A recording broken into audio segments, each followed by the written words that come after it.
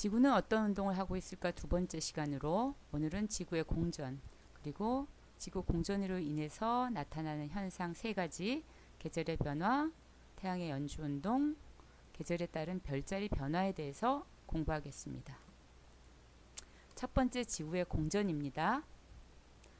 지구는 자전축이 지구의 자전축이 태양의 공전 궤도, 그러니까 지구의 공전 궤도면에 수직한 방향에 대하여 약 23.5도 기울어진 채로 1년 동안 365일 동안 360도를 공전한다. 이거를 이제 나누면 하루에 약 1도 정도 공전한다 라는 거. 이 내용은 여러분 이미 알고 계실 거라고 믿습니다.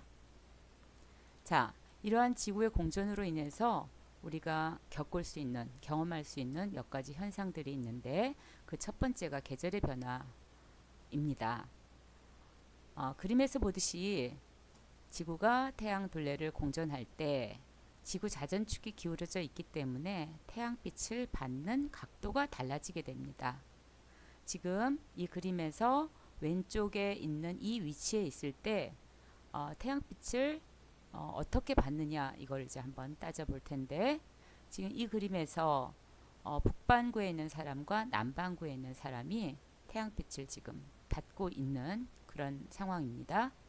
지금 북반구에 있는 사람은 이 사람의 지표면, 이 사람이 서 있는 이 방향에 대해서 이 사람 키에 대하여 수직하게 지표면을 그리면 이 지표면과 태양빛이 받는 각도가 거의 수직에 가까운 그런 상태인데 그에 비해서 남반구에 있는 사람은 이 사람이 서 있는 그 지역의 지표면을 이렇게 그려보면 태양빛이 비스듬하게 들어가서 북반구에 있던 아까 이 경우에 그렸던 그 각도보다 더 작은 각으로 들어가는 걸 알 수 있어요.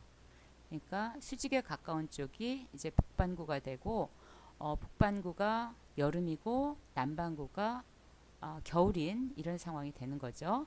이 원리를 다시 한번 이제 여러분께 상기시키면 랜턴을 가지고 책상에 이렇게 비친다라고 했을 때 수직에 가까운 각도, 그 다음에 비스듬하게 비칠 때 각도, 같은 양의 에너지가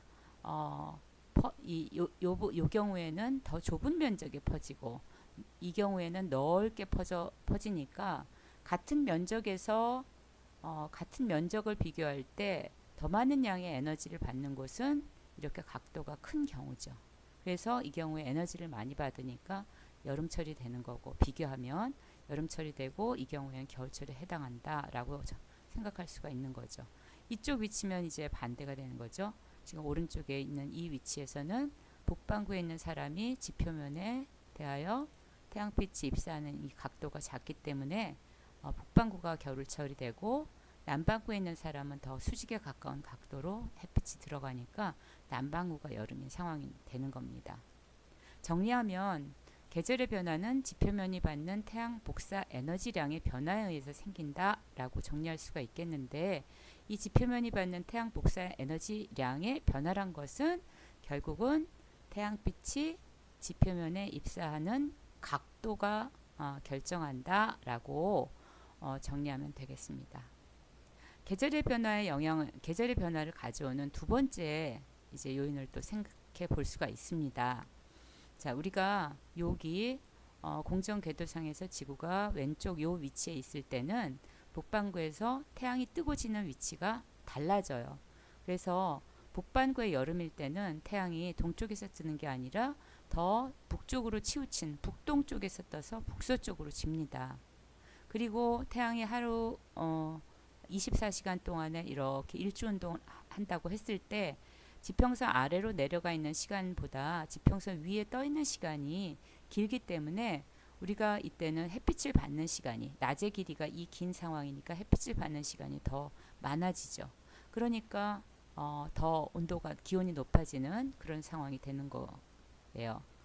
그리고 태양도 지표면 이 남쪽 태양이 정남쪽에 있을 때 보면은 정남쪽 지평선 끝과 이 태양이 이루는 이 각도가 지금 커지는 걸 매우 큰 거를 알 수가 있는데, 이건 이제 북반구의 겨울철일 때 비교하면 겨울철에는 태양이 뜨는 위치가 남동쪽에서 떠서 남서쪽으로 지고, 일주운동하는 경로 중에 지평선 위에 있는 시간이 아래쪽에 있는 시간보다 더 짧아요. 그래서 낮의 길이가 긴 거죠. 그리고 남쪽에 있을 때 태양의 이렇게 높이를 보면 그 각도가 더 작아지잖아요. 작게 나타나잖아요. 그러니까 이때 수직에 가까운 햇빛이 한낮을 기준으로 했을 때 더 수직에 가까운 이 빛이 그러니까 수직에 가깝게 햇빛이 지표면에 입사하니까 이때 더 에너지를 많이 받는 효과가 생기는 겁니다. 요 가운데 봄 또는 가을철에는 태양이 정동에서 떠서 정서로 지고, 그 다음에 남쪽에서 태양이 있는 곳까지의 이 각도를 재본다면 우리 북반구의 여름철일 때보다는 더 작은 각이고, 그 다음에 북반구가 겨울철일 때보다는 더 큰 각으로 나타나는 것을 비교해서 알 수 있죠. 자, 계절의 변화를 가져오는 두 번째 요인, 태양의 남중 고도의 변화, 그리고 낮의 길이가 달라서 계절의 변화가 나타난다라는 거. 남중 고도라는 것은 지금 남쪽에서 태양이 있는 곳까지의 이 각도예요. 관측자가 여기 이 중심에 있다라고 생각했을 때, 관측자가 볼 때 정남쪽에서 그 다음에 태양이 있는 곳까지의 이 고도를 남중 고도라고 하고, 태양이 정남에 있을 때가 남중이라는 말을 쓰거든요.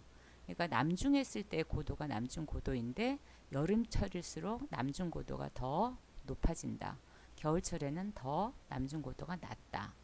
그리고 이럴 때 여름철 남중 고도가 높을 때 낮의 길이가 더 길고, 남중 고도가 낮으면 낮의 길이가 더 짧다.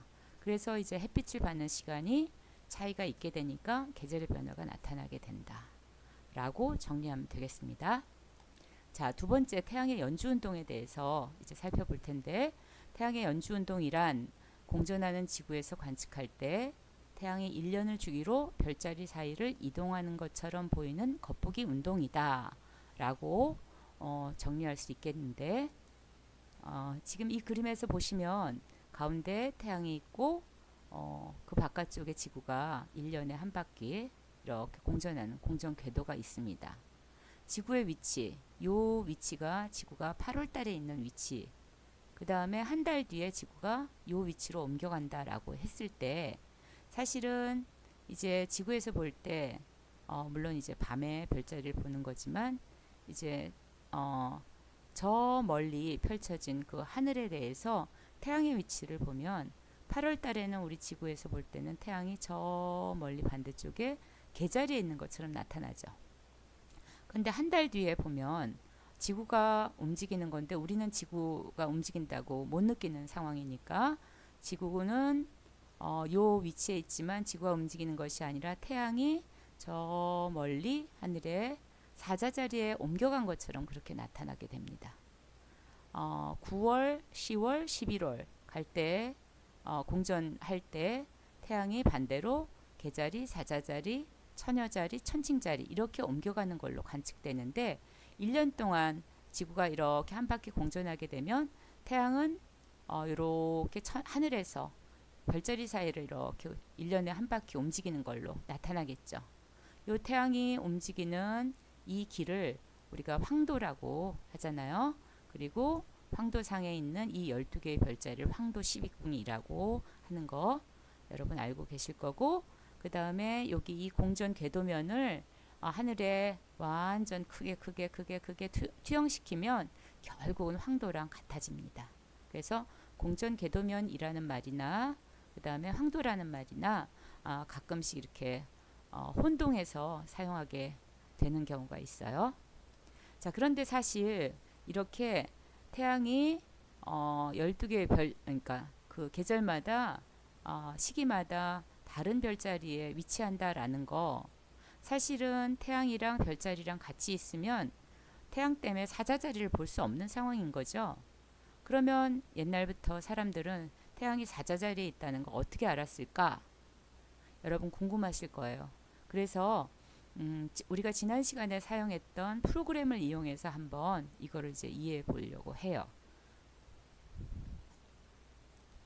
자, 지금 이 프로그램 스텔라리움이라는 프로그램이죠.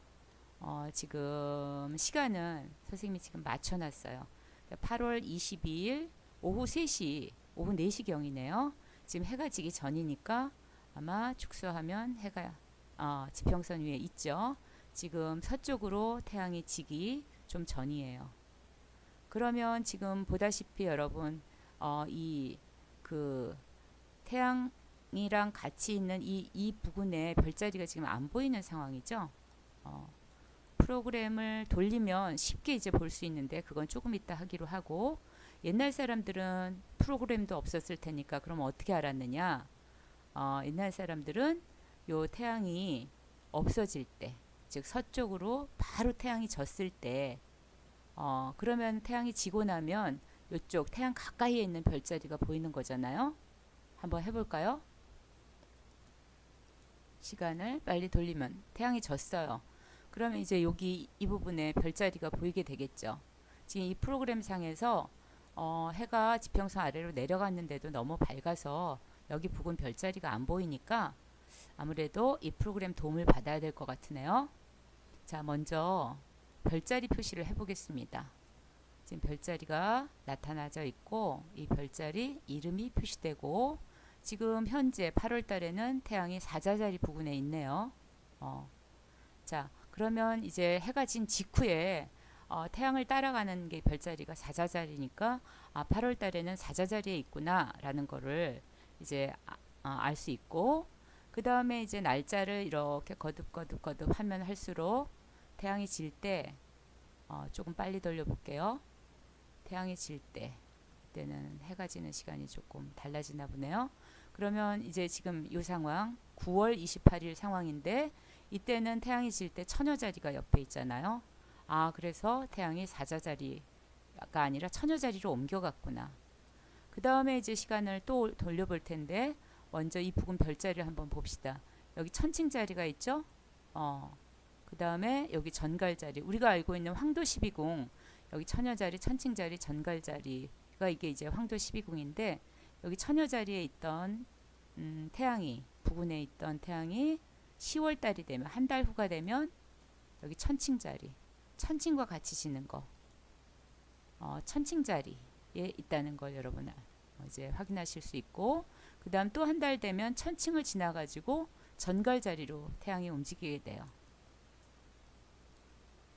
한번 여기 전갈자리 확인이 잘 안 되는데, 이거 역시 프로그램의 도움을 받아서 태양빛 대기 효과를 없애겠습니다. 그래서 태양에 있는 위치만 나타내 본다면 여기 전갈자리에 태양이 있는 거죠. 그리고 한 달 뒤가 되면 여기 궁수자리, 요 궁수자리가 있는데 궁수자리로 옮겨가죠. 그 다음 염소자리가 황도 12궁에 해당하는 거고, 물병자리가 또 역시 황도 12궁에 해당하는 별자리예요.